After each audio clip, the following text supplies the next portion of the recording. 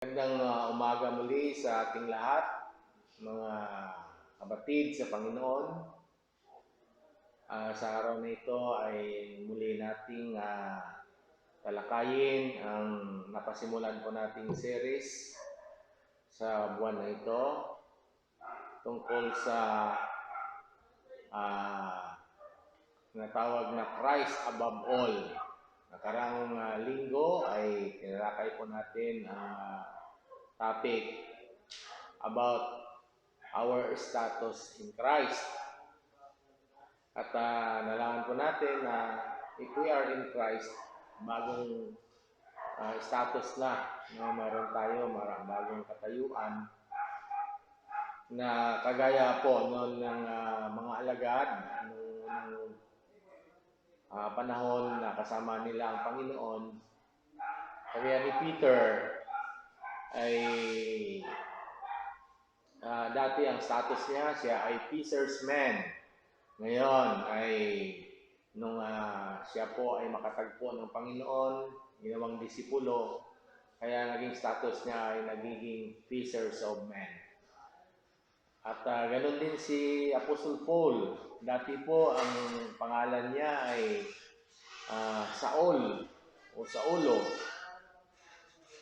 Pero nung makatagpo niya ang Panginoon ay pinalitan yung pangalan niya na Paul o Pablo.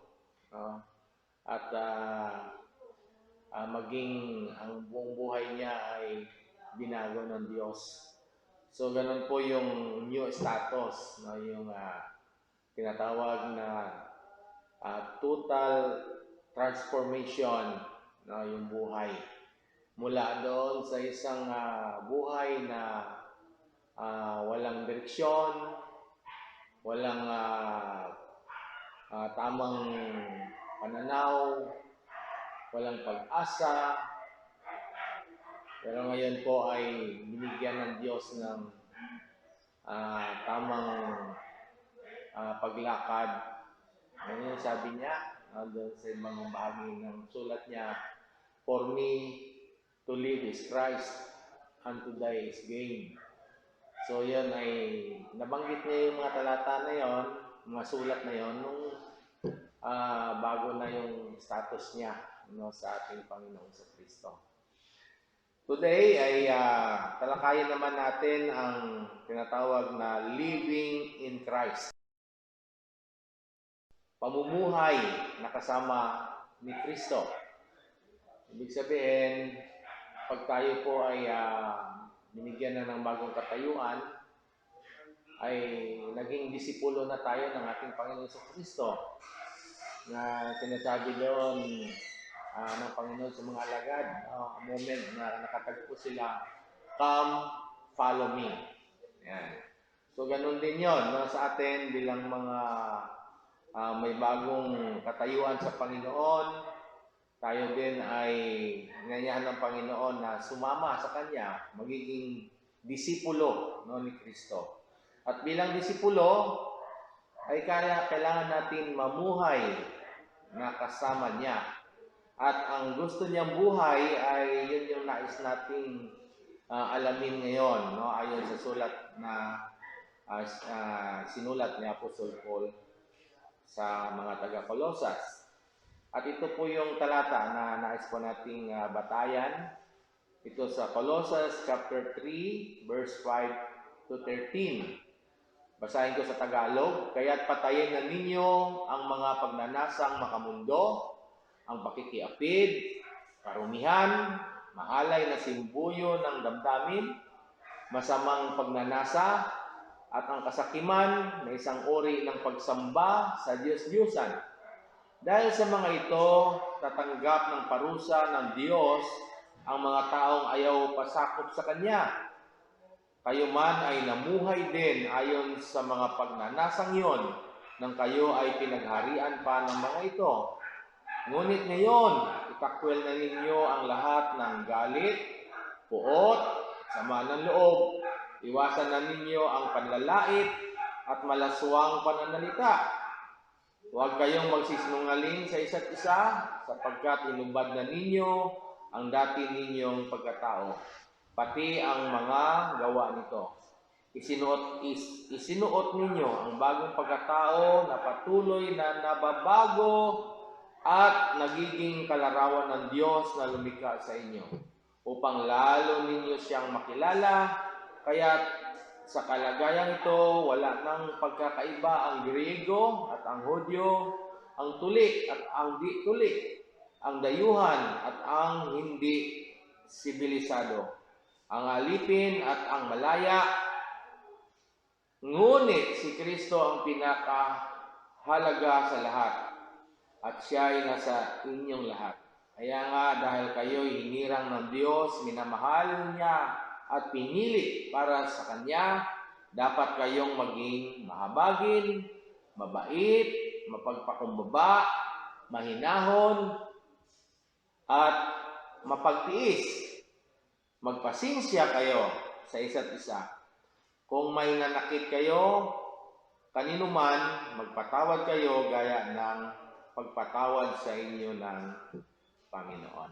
Tayo po sandaling manalangin. Panginoon, salamat Diyos sa umagang ito, sa araw nito, at patuloy niyo kaming binigyan ng pag-asa, buhay, at ang bawat araw na kami ay nanatili sa mundong ito ay isang malaking pasalamat na sabot sa amin, lalo na sa gitna, Panginoon, ng tinatawag na epidemya na nangyari ngayon sa Pilipinas, maging sa buong mundo.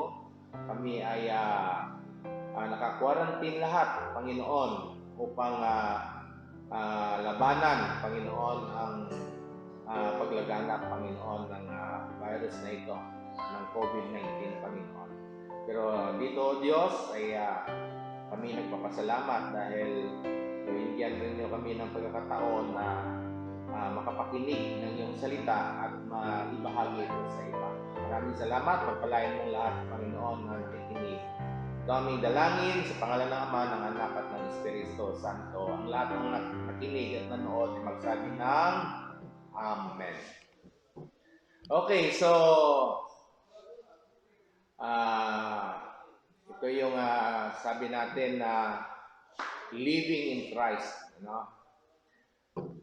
Anong pagbabago sa sarili mo ang kapansin-pansin mula nang maging Kristiyano ka?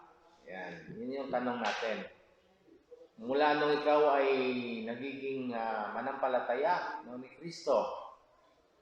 Ang sabi kasi, mga Kristiyano naman tayo lahat dito sa Pilipinas. May pinanganak tayong mga Kristiyano. Agree din tayo dyan dahil lahat ng mga tao na kumikilala na si Kristo ay Panginoon ay Kristiyano. Pero ang gusto kong tumbukin dito yung tunay na relasyon sa Panginoong Kristo. Kasi diba kita natin na mayroong mga professing Christian pero ang dami namang bisyo. Taliwas po yan sa nature ng pagiging Kristiyano. Kaya nga gusto nating tingnan yung tunay. Sabi nga doon sa talata natin nakaraan, sa Korinto, na sinuman na nakipag-isa kay Kristo Jesus ay bago nang nilalang, lahat ng bagay sa kanyang buhay ay pawang bago na. Ibig sabihin, yung mga gawain ng makamundo o gawa ng laman, dapat ay unti-unti po yun na naalis sa buhay ng isang tunay na Kristiyano na naging bago ang kanyang katayuan o yung bagong status.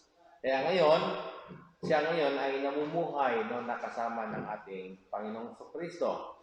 So sa atin ngayon, ang tanong, tunay ba na mayroon kang napansin ng mga pagbabago sa buhay mo? Yung sabi nga po natin, dati ay kung lasinggiro ka, ngayon ay parang wala ka ng ganang unti-unti, nawala ka ng ganang uminom, nawala unti-unti. Kung addict ka sa panigarilyo dati, parang ngayon, parang nasuka ka na, nawala na yung panlasa mo.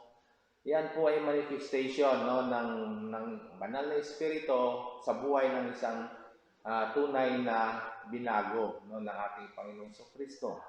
Kasi nga, sabi nga doon sa katuruan natin nakaraan na ang Panginoon ay isang banal, no, na Diyos, at walang bagay na marumi, no, na kasalanan na makatagal, no, na makasama ang ating Panginoon.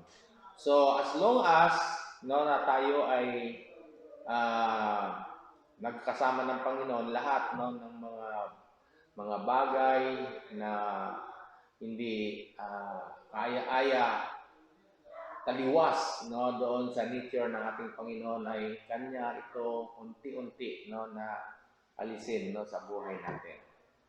So now we are working our way through Paul's letter to the Colossians, and today we come to the very heart of the letter, no. Paul has presented the person and work of Christ in the highest possible terms. He has focused on the importance of the gospel and working hard for the gospel. Now, he turned his attention to the central theme of the whole letter. Ano po yon? Living in Christ. Or, as we have called it in this message series, living in the Christ-centered life. Yan.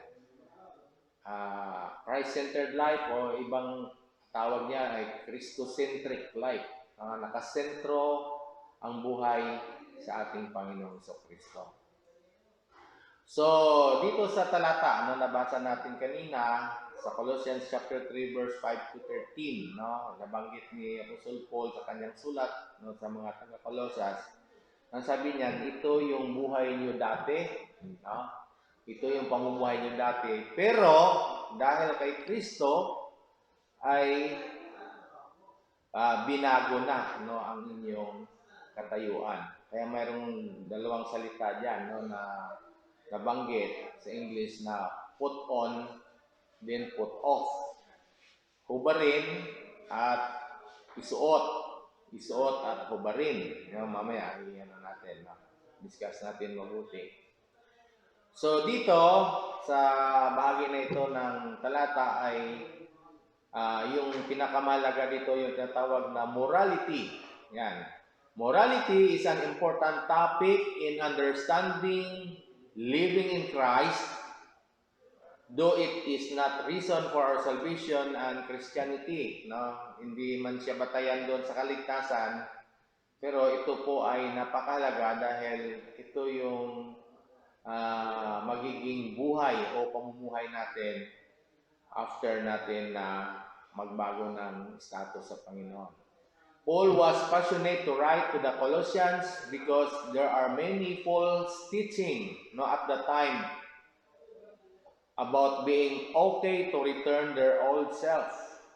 Yung dating may mga katuruan na ano tawag doon, binabato sa kanila, no, na bagong turo. Kaya nangyari yung mga Colossians ay naguluhan sila at gusto nilang yung iba, no, ay ibalik yung dating practice nila. Kaya sumulat si Paul sa kanila na ito yung dapat na makita niyo. So he refers to our old self as a cloth that we need to put off and our new self that we need to put on. Yan. So according to studies, yung mga pag-aaral na ginagawa, passion repeats itself after 20 to 30 years. Yung mga damit, di ba? Ano bang usong damit noon? Merong mga sobrang lapad ng ng pantalon, ang haba. Tapos hanggang sa naging baston na, napaliit. Hanggang sa awa ko kailan babalik ulit yung malapad na laylayan. So ulit-ulit lang siya, no? Pero sabi nga, dito naman sa atin, pananampalataya ay hindi dapat mangyari po yan. No? But our old self will never trend back. in our lives. Dapat pag put off na yan, totally susunugin na yan, ma-disappear na, at hindi na pwedeng bumalik pa. Huwag mo bastang ibaon lang, no? Kasi pag ibaon, maka isang araw, hukayin mo ulit. Sunugin mo na para ma-vanish out na sa buhay mo lahat yan. So how can we live for Christ as Paul instructed the Colossians? So may dalawang point lang, no, nais na ibahagi dito. Number 1 is slay.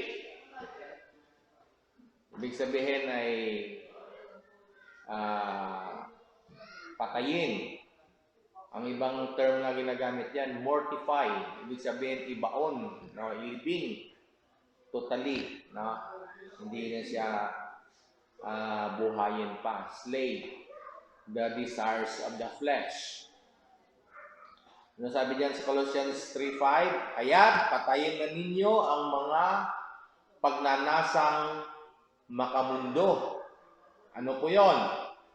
Sabi diyan, ang pakikiapid, karumihan, mahalay na simbuyo ng damdamin, masamang pagnanasa, at ang kasakiman na isang uri ng pagsamba sa Diyos-Diyosan.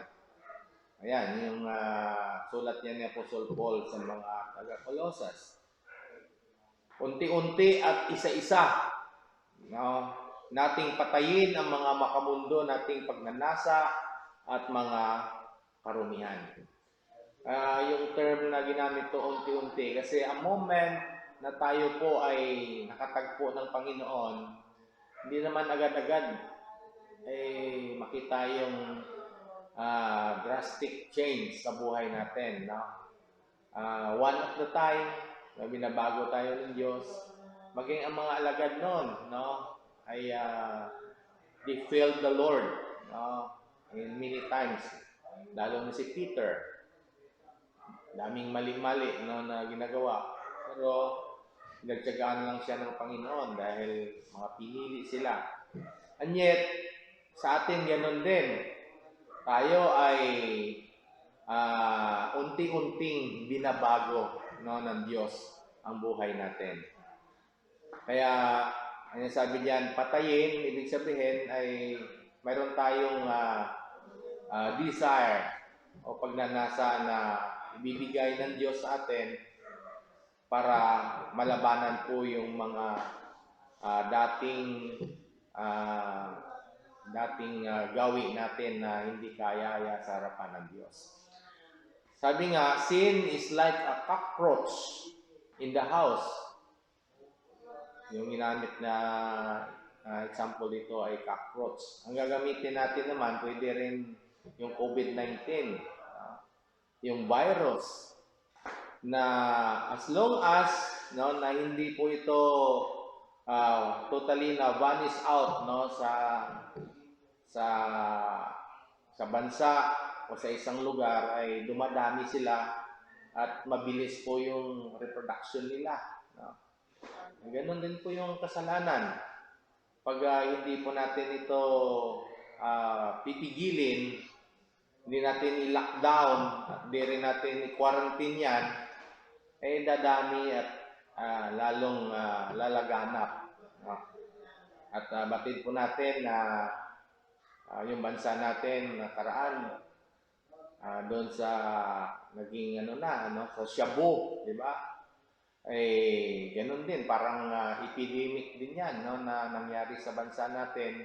Lumaganap, milyon-milyon, no, mga tao affected dahil hindi na control nung una. So ganun din po yung effect, no, ng kasalanan ay pag hindi po ito mapigilan, tuloy-tuloy lang po na dumadami. Pansinin po natin yung mga tawag doon, yung mga bata, kasi yung kasalanan may ilang pinagmulan, di ba? Yung tinatawag na mula sa family, upbringing, at ayun nga, galing doon din sa community, yung hawa-hawa. So, sin should not be allowed to stay in our hearts and in our minds. So, paano pong dapat natin gawin yan? No? I-block po natin. Block mo kung minsan dahilan ay dyan sa Facebook, di ba? Uninstall mo yung mga application, kaya huwag mo na i-text, huwag ka na pupunta doon sa lugar na yan, no? Patayin mo lahat ng kasalanan at yung nagdadala, no, ng kasalanan.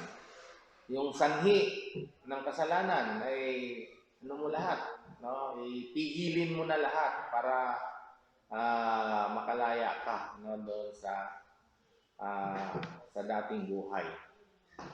Yan sa verse 5 to 7, meron pong dalawang klaseng sins na binabanggit yan.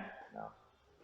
5, 7, and 8 to 9. Yung 5 to 7 refers to sensual sin.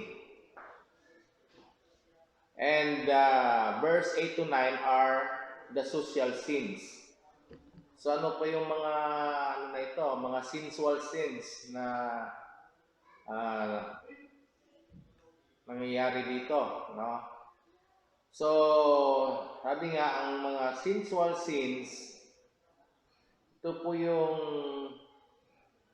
mga kasalanan mula doon sa tinatawag na gawa ng laman o lust of the flesh.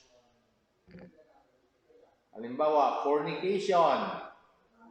Ano pong ibig sabihin ng fornication? No, nabanggit yan. Yan po ay a general term for any illicit sexual intercourse. Includes adultery, homosexuality, lesbianism, o bestiality. Yan, fornication po yun. Then, another term for sensual sin is uncleanness. In a moral sense, the impurity of lustful, luxurious, and profligate living. Yung pamumuhay na walang kabuluhan. Then, passion. Yan. Yung mga pamumuhay na hindi maayos. No? In a bad sense, it means depraved passion. No? Yung mga pamumuhay na hindi narapat. Then, another one is evil desire. Mga masamang pagnanasa. Craving. Desire for what is forbidden lust. Yung mga bagay na hindi narapat. Then, also that which appeals to the lust of the eyes is covetousness. Yan. Covetousness. Then, anong tawag doon?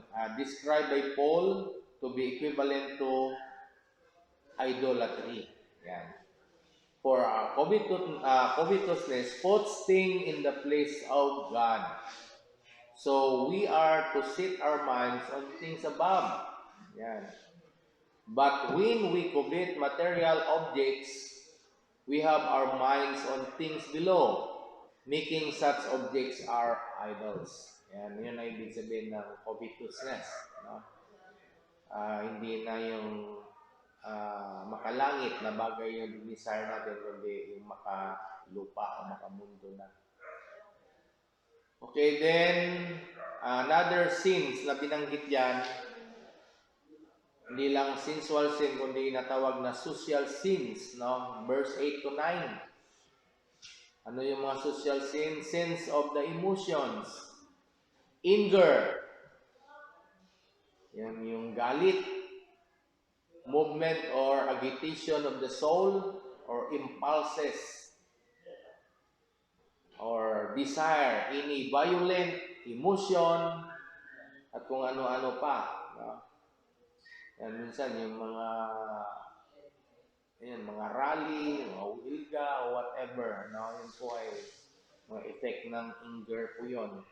At iba pang mga violent, no, na mga ginagawa, no, ng mga violenting grupo at mga tao.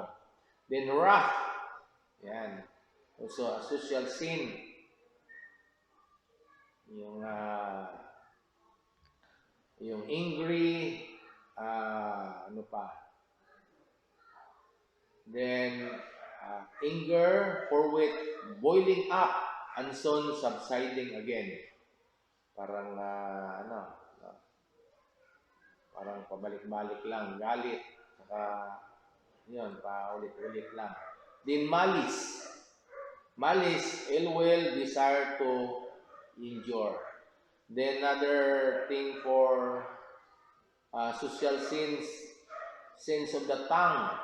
Blasphemy, no, yung pamumusong, mga panglalait, no, na ginagawa. Then filthy language, and yung mga foul speaking, pagmumura na wala sa lugar. And then lying, mga pagsisinungaling. So ito yung mga iba't ibang effect, no, ng uri ng kasalanan, yung sensual sins and social sins. So ito yung dapat na maiwasan natin, no, sa ating buhay bilang mga bagong binago ng Diyos bilang mga manampalataya ni Kristo. Okay, so yan, nabanggit po natin. So sabi diyan sa Colossians 3:3, sapagkat namatay na kayo at ang inyong buhay ay nakatago sa Diyos kasama ni Kristo. So ngayon, dapat mawala na yung mga unti-unti, yung mga sensual saka social sins atin, dahil ang ating buhay ngayon ay nakatago sa kasama ni Kristo. Our old self already died with Christ and we are resurrected with Him. So there is no turning back. Wala nang talikod, wala nang balik-balik pa. Maaari ba nating hubarin ang mabaho at maduming kasuotan natin na kasama nating namatay? When Jesus resurrected Lazarus, Jesus said to the people, "Go to him and take off his burial clothes." So, palitan. No? So, we can now say no to sin because we have the grace of God that enables us. So, yun po yung slay po natin, no? Yung kasalanan. Then the second one is stay alive in Christ. Stay alive. Manatili tayong buhay na kasama ng Panginoon. Put on then as God's chosen ones, holy and beloved, compassionate heart, kindness, humility, meekness, and patience, bearing with one another, and if one has a complaint against another, forgiving each other as the Lord has forgiven you. So you also must forgive, and above all this, put on love, which binds everything together in perfect harmony. So as we were raised with Christ, we need to put on our new self by embracing the image of Christ. So kailangan natin na ibihis si Kristo sa ating buhay. So every day is a decision to stay alive in Christ. Ito po yung ating pagpasya araw-araw. Everything you wear matches you and become who you are. So put on every day our new life in Christ. Because of who we are in Christ, and because of His great love for us, we can reflect and demonstrate His love to others. So act like it, even when you don't like it. It doesn't matter what we feel, but what honors God.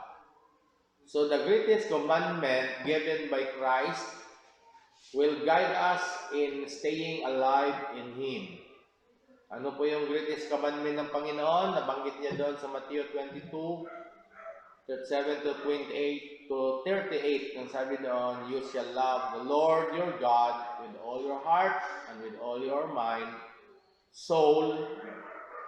This is the great and first commandment. And the second is, like it, you shall love your neighbor as yourself. So, as we continue to love God, no sensual sins can corrupt us. As we continue to love others, no social sins can destroy us. Ask God every day, Lord, how do you want me to live today? What do I need to put to death? What do I need to put on? Ano yung mga bagay na dapat kong isuot at ano rin bagay na dapat kong hubarin sa buhay ko? Araw-araw po ay yung tanong natin sa Panginoon. We ask guidance from the Lord para ang ating buhay ay maging maayos at maging matiwasay paglakad ng kasama ng Panginoon. So, yun po yung dalawa na bahagi na nakita po natin dito. Slay the desires of the flesh. Then, the second one is stay alive in Christ. This morning,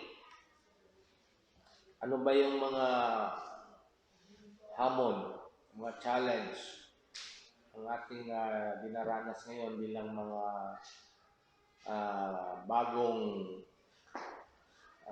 may bagong katayuan sa ating Panginoon sa Kristo and with new status in Christ as we live in Christ. Marami tayong struggles. At sa araw na ito ay nais nating yung mga struggles na yan ay ma-overcome. As we conclude our message today, I would like to share the one illustrations, examples. There is a billboard owner in Lisa who kept may nakalagay po, Jesus saves. Kung dadaan kayo nag-isa, may nakalagay doon, Jesus saves and Jesus alone saves. Yan, malaki po yung karatulan na yan dyan. So the owner allowed before billboards for alcohols and worldly companies, but decided to end it because they already received Christ as their Lord and Savior. They lost a lot of clients, but decided to honor God in their business. So now, ano pong katayuan niya? They are one of the biggest billboard company in the Philippines. Lalo silang pinagpala ng Diyos. Lalong pinaunlad ng Diyos. At saka yung may-ari po ng yung Anito Lodge Hotel. Dati po ay ginagamit po yan sa mga hotels. Yung may-ari niyan, isa doon si Wilbin King. King yung pangalan nun. Nung makakilala sila sa Panginoon, they have new status in the Lord. Yung hotel po nila ay kinonvert nila doon sa yung hotel nila, kinonvert nila sa hotel. Pero bago kayo pumasok doon, wala na kayong marriage certificate. At yung lugar na yon, no, ay talagang prepared para sa mag-asawa na, no, mga partners. At lagi nila pinag-prayan yung mga kwarto na yon. Kasi nakapunta na kami one time dyan. So ganun din, no, itong may-ari ng billboard, no, pinagpala din sila dahil in-honor nila ng Diyos. Sabi nga, lalong lumaki. No? If we honor God, God will honor you. So anuman ang inyong gawin, ayon doon sa Colossians 3:17, o sasabihin, gawin ninyong lahat sa pangalan ng Panginoong Hesus at sa magitan niya ay magpasalamat kayo sa Diyos Ama. So, it only takes one decision to put off our old self and put on our new self that lives to honor our Lord Jesus Christ and to honor our God the Father. Kaya this morning, nais po natin na makita sa buhay natin at mapalaya po tayo doon sa isang katayuan na kung saan ay nag-struggle po tayo, no, doon sa sensual and social sins sa nakalipas na buhay natin. Ngayon, kung mayroon pa rin effect yan sa buhay natin, ang biyaya ng Diyos ay patuloy na nagbibigay sa atin ng kakayanan upang gapiin po ang mga kasalanan na yan. Kaya samandali tayong yumuko, tayo po ay manalangin, umikit. Salamat Ama sa mga bagay na tinuturo niyo sa amin. Dalangin po namin na itong mga katuruan na ito ay mag-effect sa buhay ng bawat isa. Na kami ngayon ay binigyan mo ng bagong katayuan at binigyan mo rin ng kakayanan na mamuhay na kasama ng aming Panginoong Kristo. At kakayanan din, Panginoon, sa magitan ng iyong biyaya, O Diyos, na labanan, Panginoon, ang dalawang uri ng sins, kasalanan sa buhay namin, yung sensual and social sins, Panginoon. At ito, Panginoon, ay magkaroon kami ng bagong bihis mula sa iyo, Panginoon. Kahit sa aming bihis, ang kasuotan na mula sa iyo, Panginoon. Pakabanalin, pakalinisin niyo ang aming buhay. Wala kaming kakayanan sa aming sarili para magbago. Pero dahil kay Kristo Jesus, namatay sa krus, nabuhay, at ngayon ay naghahari sa kanyang trono at continue to intercede and to manifest at patuloy na naging ambassador sa lahat sa amin upang anumang mga kahinaan, mga weakness namin, Panginoon, ay Ikaw, Diyos, ang magpalakas sa amin lahat. Lord, tunay nga Ikaw ay buhay at makapangyarihan at patuloy na nag-aayos ng buhay namin lahat. Kami nagpakumbaba at tinikilala po namin na wala kaming makagagawa kung hiwalay kami sa iyo. Salamat o Diyos sa umagang ito at maging o Diyos ay nadalangin po namin ang epidemya, Panginoon, na o kaya mga pestilence, Panginoon, nangyari sa aming bansa, ang atake, Panginoon, ng COVID-19, Panginoon. Alam po namin na ito ay hindi magtatagal, O Diyos, dahil ang dugo ni Jesus ang siyang maglusaw lahat ng mga uri ng mga virus na yan. Alam po namin na minsan ay pinapayagan mo, Panginoon, mangyari yon para din sa katigasan ng ulo ng marami upang magbalik loob sa iyo, Panginoon, manikluhod at tumawag sa iyo. At ang sabi ng iyong salita, na pakinggan mo ang aming panalangin at pagalingin mo ang aming lupain.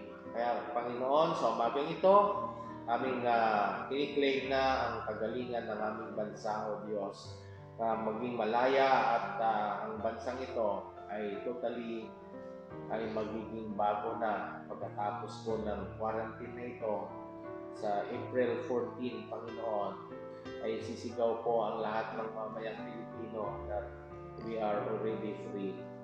Not just, O God, doon sa kapangyarihan ng gobyerno, kundi pinalaya kami sa magitan ng kalayaan na binigay ng aming Panginoon sa Kristo.